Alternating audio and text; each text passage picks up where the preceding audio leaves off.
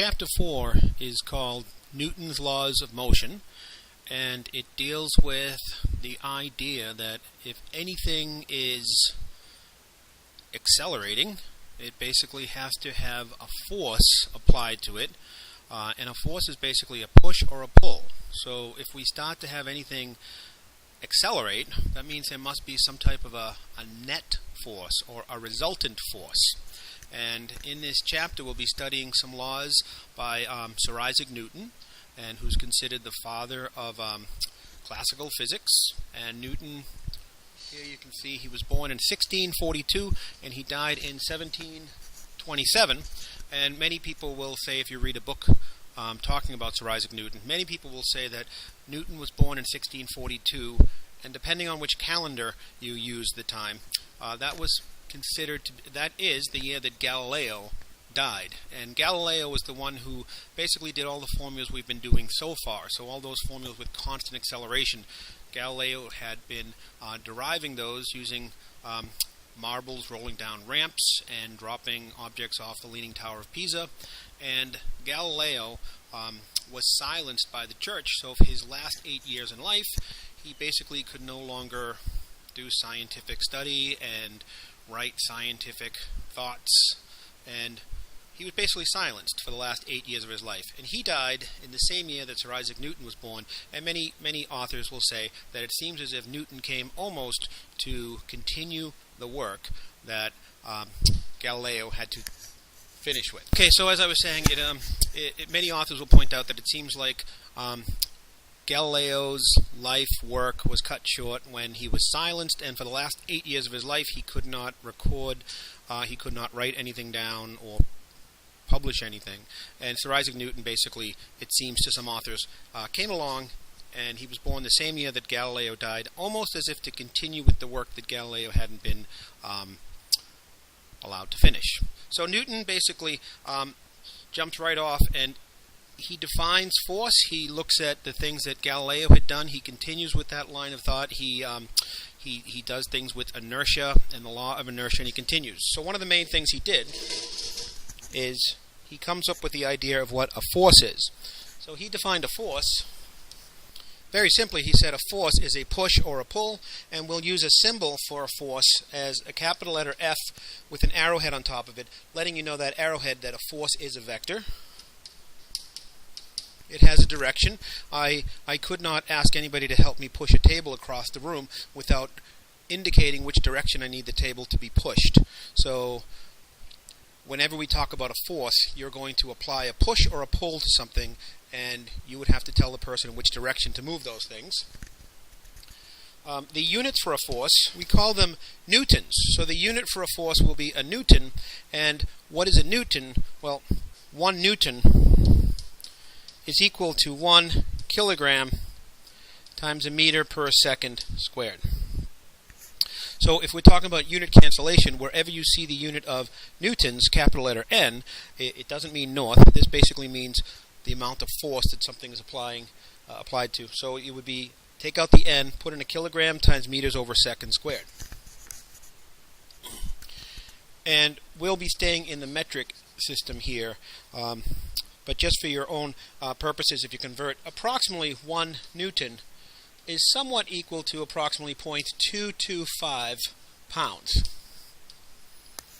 Okay. Or if I rearrange that, I would say 1 pound is approximately equal to 4.45 newtons. So there's a relationship between these two things, and we're not going to be working between these two things in this course. We basically stay in the idea of newtons. So we'll work with units of newtons, and maybe we'll talk about a mass in terms of kilograms. But if you're just wondering, because in our world we think about pounds, so 1 newton is approximately, that's almost a quarter. So it's approximately a quarter of a pound.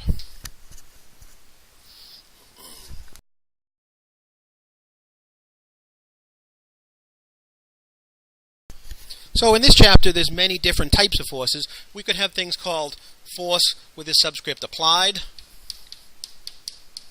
We could have something called the force of gravity. We could have something called the force normal. We could have something called the force of friction. We could have a force of tension.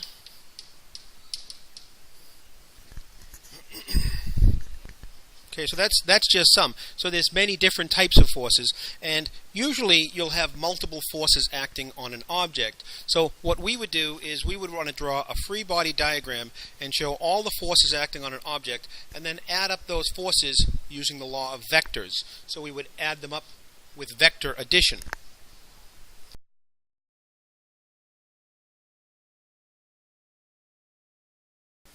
So, for instance, if this was the ground, and this was a box, and we had a box, and let's just say it has a weight. So the force of weight is pulling the box into the ground. Let's just say that that's 100 newtons. Okay, so if that thing is approximately 100 newtons, then let's say that there's a person trying to push this box horizontally, and let's say that the force applied, it could be any number. It could be 80 newtons. And let's say that there's some opposing force. Usually when we push something along the ground, there's friction, kind of opposing motion. So let's say we have this opposing force. Let's say the opposing force is 30 newtons. Okay, so, and you know, we haven't talked about all these forces, where they come from. I'm just telling you that there's multiple forces. If the box is pushing on the ground, then the ground would be pushing back up on the box. So we have something here called a normal force. And that could be, I'm just making up numbers, that could be 100 newtons. So you see, in this particular case, I'm showing you multiple forces that's acting on just one object. They call this thing a free body diagram.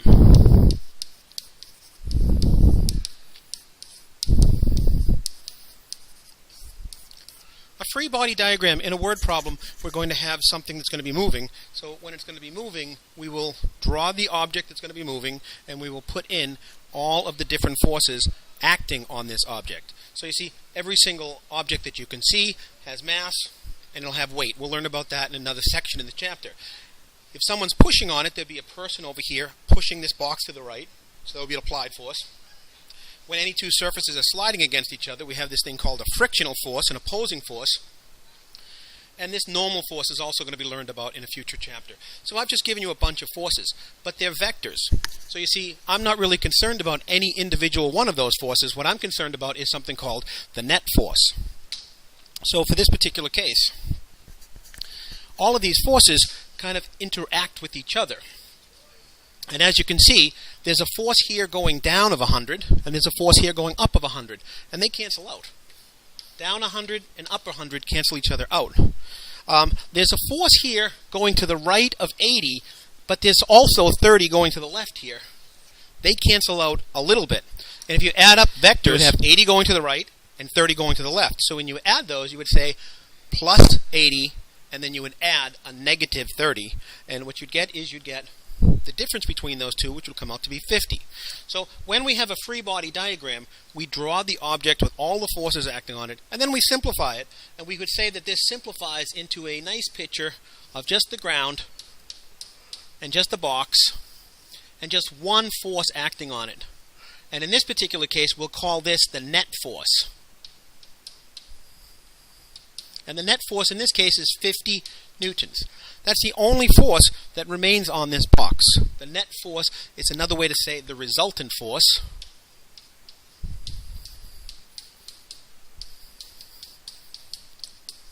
In chapter 3a, we learned about how to add all different types of vectors.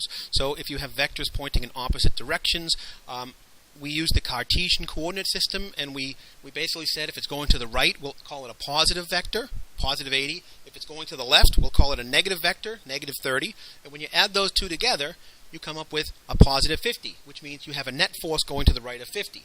And we call that a resultant force. In physics, then we usually write it this way.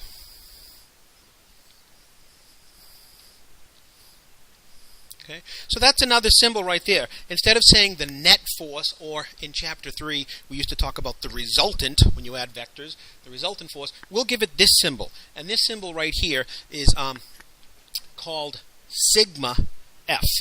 And sigma is a Greek letter, so you pronounce that sigma.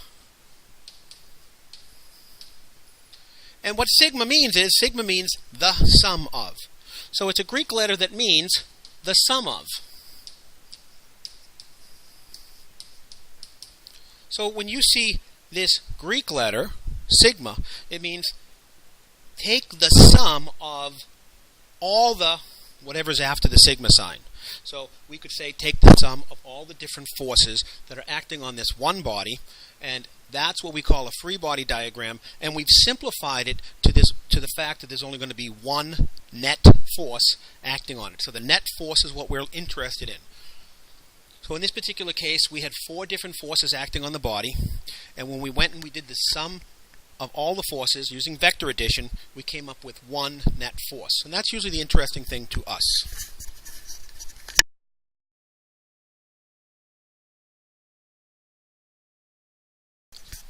In this chapter, we're going to be using the word mass. So in the formulas, we use this symbol, small letter m. So small letter m is the symbol we're going to use, and it means mass.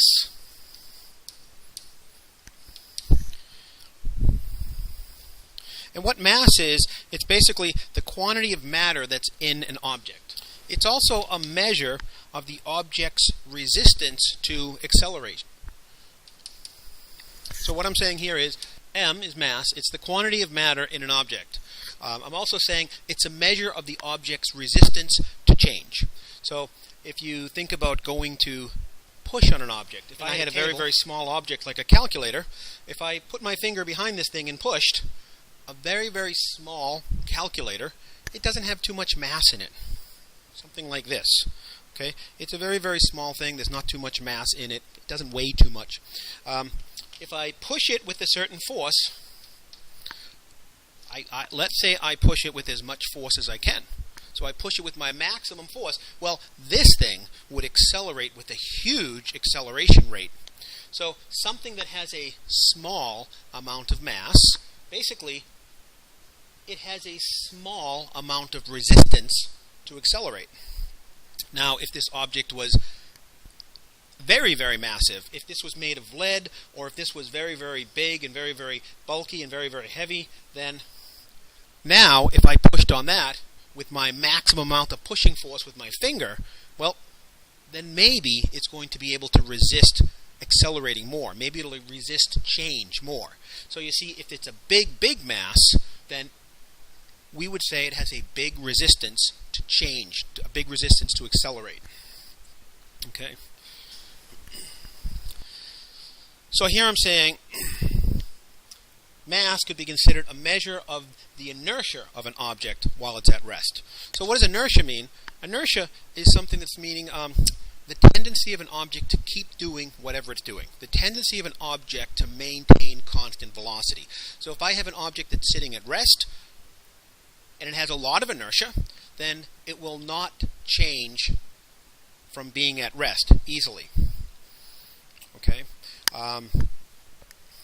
If I'm sitting in a car and I'm a passenger in the car and the car is at a red light and all of a sudden the light goes green and someone floors the accelerator, then I will feel my body trying to remain at rest. Some people would think that my body is being thrown back in the seat, but what really happens is the car is trying to push me along and my body is resisting the change. So I feel like my body's being pushed back in the seat. Well, really the seat's pushing around my body trying to push me forward, and my body's resisting it. So I have a lot of mass, so I basically am trying to resist changing. Also, if the opposite would be true, if my body is in the car and I'm a passenger and the person is driving very, very fast going forward, if they slam on the brakes, then the car will want to instantaneously start stopping and my body will continue moving forward because my body will, if it has a lot of mass, it will have a lot of resistance to change. So if my body was moving at a certain speed, when the person slams on the brakes, my body will want to continue moving as it was. As the car stops around me, I'll get this sensation of being thrown forward, and I'll be leaning heavily on those seatbelt straps, I hope. And that's the way we talk about mass. We talk about it in terms of matter in an object, or how much inertia it has when it's at rest. Okay? Basically, something that has a lot of matter in it has a lot of mass. Oh, the units. One other thing about mass is the units of mass is going to be kilograms. Just small letter K, small letter G. So we use kilograms. If you took a science course in chemistry or something like that, you'd be talking about the real little. So you'd be measuring, substances out in terms of grams and use a digital scale. In physics, we're talking about the big. So the mass of a person is typically around 50 kilograms to 100 kilograms. The mass of a car may be approximately 1,000 kilograms. We'll usually use bigger types of mass than one would in a chemistry class.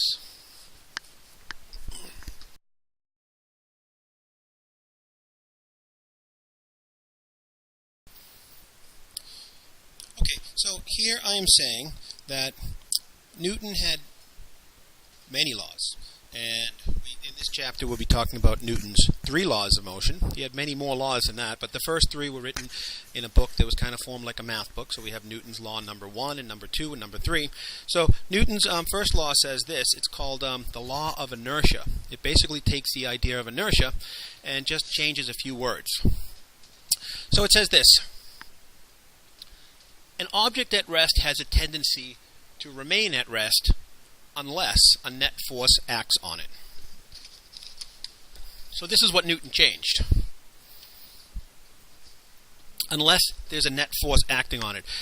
So if you look at a table near you, then everything on that table is supposedly at rest, and everything on that table will stay at rest unless some type of a net force acts on it. So a person could be walking near the material and take their arm and push everything off. I don't know why they would do that. There could be a window open near it, and all of a sudden a huge gust of wind could blow on those things and push them off. But if none of those things are happening, then the object's at rest, it'll remain at rest. He also said that an object in motion has a tendency to remain in motion with a constant velocity, again, unless a net force acts on it. So Newton took the law of inertia, which was a law known in his day. Other people worked on it, like René Descartes and Galileo and other people. And he just added this idea of these things will continue what they were doing unless there's a net force acting on them.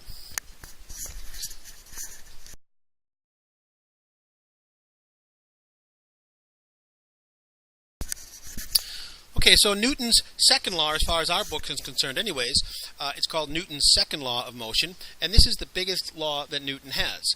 And, well, this is one of the big ones. It's used in all the chapters later on. And basically what it says is the net force equals the mass times the acceleration.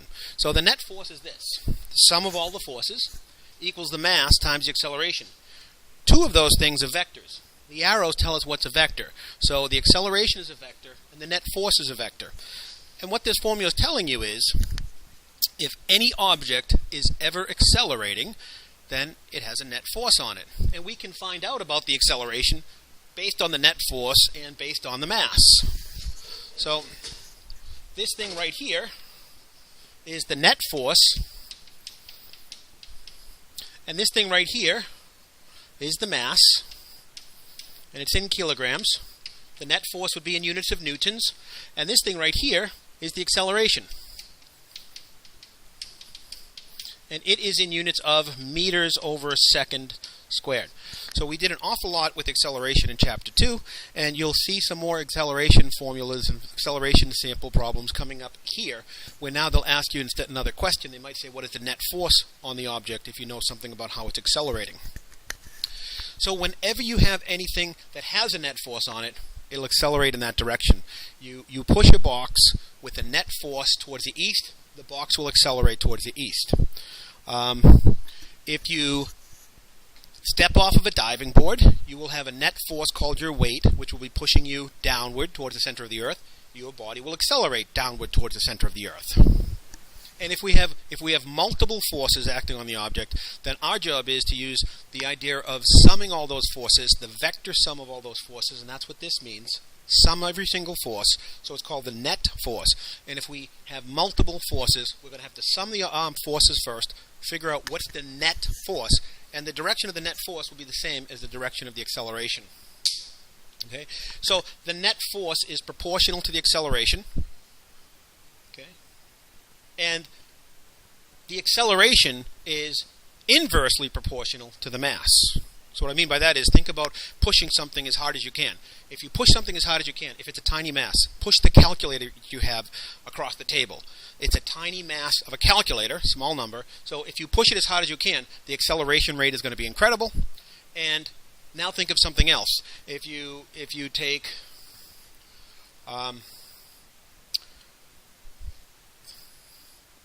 a box and you fill the box up with a lot of books, and that's on the same table in front of you, now take...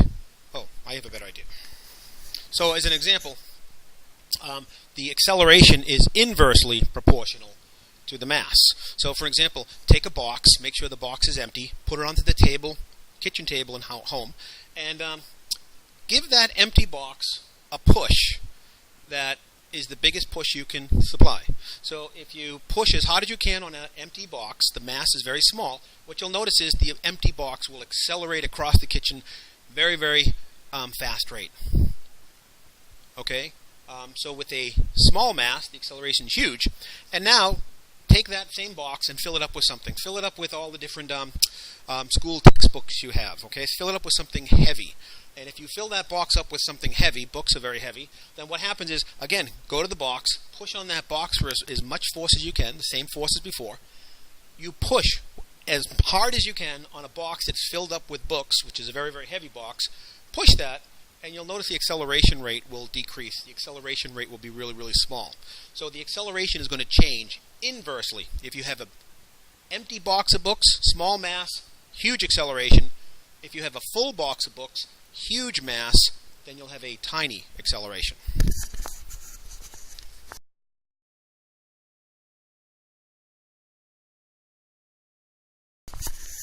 Okay, so here's an example. So what I have for this example is, I have a car, and the car's mass is 750 kilograms. And it says two people are pushing on the car, pushing it to the right. So the first person is pushing it on to the right is 395 newtons, and the second person is pushing it to the right with 275 newtons. And the car has this opposing force. And we don't talk about friction in this chapter until the end of chapter 4. But an opposing force could be something like the friction that exists when you try to have two different surfaces slide against each other. So there's an opposing force. So I just wrote force with the subscript word opposing, and that's 560 newtons. And over here I wrote force applied. So there's one person. The person will be standing on this side pushing this way, and the other person will be standing on this side, and they're pushing this way. So the question could be, find the net force on the car.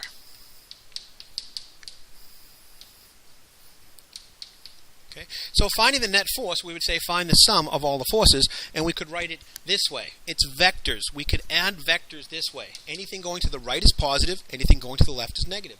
And I'm only talking about the horizontal vectors. I'm not talking about the vertical vectors yet. So I would say plus 395 newtons plus 275 newtons plus a negative 560 newtons. So what I've just done is, since this one is going to the right, I'll call it a positive 395. Since the second one is going to the right, I'll call that also a positive 275. And since the third one is horizontal and going to the left, I'll add it, and I'll add the negative vector because it's pointing to the left. So when I do this, it comes out to be a positive 110 newtons. So I've basically shown the free body diagram up here. I always try to draw the object, but I don't draw the object with any detail. So I'm drawing this object as if it's a box. So you see, I'm not going to spend a lot of time trying to draw a car and put a lot of detail into my car and make it look like the most fantastic picture you've ever seen. It's a shape, and I'm going to push on the shape. So I always call this shape the free body diagram. The thing that the box represents is the object that's moving. So I don't waste any of my time drawing a perfect, beautiful picture of a car. So that's my car. Two people are pushing it. There's an opposing force. We just figured out the net force on it right here. Another typical question could be this. find the acceleration. So to find the acceleration, well, sometimes when I have a free body diagram, after I've simplified it, I might draw it again. So if I redraw this free body diagram, all I have now is one, and it's the net force that I remain with, and it's a 110 newtons, and the mass of this car is 750 kilograms. So you see, there's a formula, it's called Newton's second law, and it says the sum of all the forces equals m times a, and these are vectors. If I rearrange that and solve it for a, it will be a equals the sum of all the forces over m, and again these are vectors. M is a scalar, there's no direction with mass, and if I just plug it in, it'll come out to be 110 newtons divided by 750 kilograms, and that'll come out to be a number 0.146, and it's meters over seconds squared. This is the answer.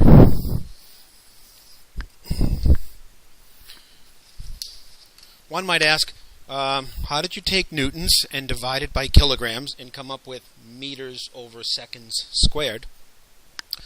Well, earlier in this talk I said that newtons is a derived unit, and it's based on some other things. So if you look back a little while ago, I had said newtons is a derived unit, and 1 newton is the exact same as a kilogram times a meter over second squared. So if I take out the newtons, I could put in the kilogram times meters over second squared. That comes from the law. So you see, the unit of force is newtons, but the unit of meters, the unit of mass is kilograms, and the unit of acceleration is meters per second squared. So if I took out newtons, I could put in a kilogram times a meter per second squared. And when I do that, kilograms on the top will cancel out with the kilograms on the bottom. So those two things are gone. And the only thing I have left is up here, meters over second squared. So that will be my final units right there.